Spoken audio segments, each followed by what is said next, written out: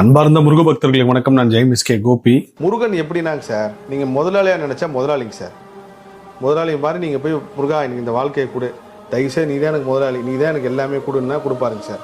நான் இதை உங்களுக்கு செய்கிற முருகா, நீங்கள் இது செய்ய முருகா செஞ்சு கொடுப்பாருங்க சார். ஒரு வருஷமா இந்த அன்னையனார் சிலை வந்து இங்கே வந்தோடனே எங்கள் அம்மா கிட்ட கொடுக்கணும்னு வந்துச்சு. அதுவும் இந்த நிகழ்ச்சியில் இந்த இடத்துல வச்சுருக்காங்க அந்த அன்னையனார் சிலை. கண்டிப்பாக வந்து பாருங்கள். எத்தனை வருஷமானாலும் அந்த சிலை